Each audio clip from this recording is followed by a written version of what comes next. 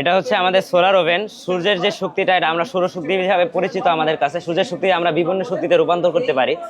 আমরা সূর্যের শক্তিকে বিদ্যুৎ শক্তিতে রূপান্তর করে, তাপ শক্তিতে রূপান্তর করে খাবার রান্না করতে পারি। এখন এই জায়গায় সূর্যের শক্তিটা আমাদের যে অ্যালুমিনিয়াম পেপারটা, এটা অনেক ক্ষেত্রে সোলারের মতো কাজ করে, এবং সোলারের মতো কাজ করার ফলে এই আলোটা যখন আসে, আয়নাতে যখন আসে, তখন এটা যে তাপমাত্রাটা, এটা অধিক মাত্রায় বৃদ্ধি হয়ে যায়। এখন এই তাপমাত্রায় খাবার রান্না করা সম্ভব না, সেহেতু আমরা তাপমাত্রা আরো বৃদ্ধি করার জন্য চারদিকে অ্যালুমিনিয়াম পেপারের যে প্রলেপ দিছি এবং কালো জাতীয় কাগজ ইউজ করছি, কারণ কালো জাতীয় কাগজ আমাদের আলো শোষণ করে, এবং অ্যালুমিনিয়াম পেপারটা এটা তাপ পরিবাহী এবং বিদ্যুৎ পরিবাহী। সেক্ষেত্রে আমাদের যদি 40 ডিগ্রি তাপমাত্রা হয় বা 30 ডিগ্রি তাপমাত্রা হয়, সেটা সহজে আমাদের 90 বা 100 ডিগ্রি তাপমাত্রায় ত্বরান্বিত করা সম্ভব হয়।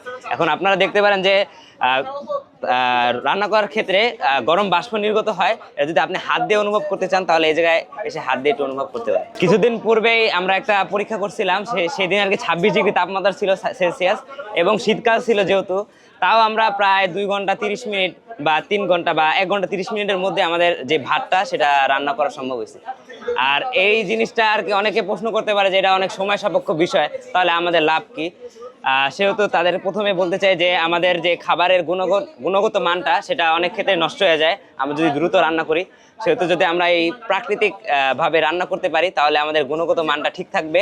এবং দ্বিতীয়ত, আমাদের বন্যা কবলিত এলাকার মানুষজন তাদের সিলিন্ডার ক্রয় বা ইলেকট্রিসিটি বা গ্যাস তারা ব্যবহার করতে পারে না। তারা যদি এই মডেলটা ইউজ করে, তাহলে তারাও খাবার রান্না করে খাদ্য খেয়ে তাদের শক্তি সংগ্রহ করতে পারবে। এবং এটা হচ্ছে পরিবেশ বান্ধব এবং ইকোনমিক্যাল সব দিক দিয়ে আমাদেরকে হেল্প করতে পারে। এবং বাইরের দেশে গ্লোবালি এটা অনেক প্রচার, কিন্তু বাংলাদেশে এটার কোনো প্রচার নাই।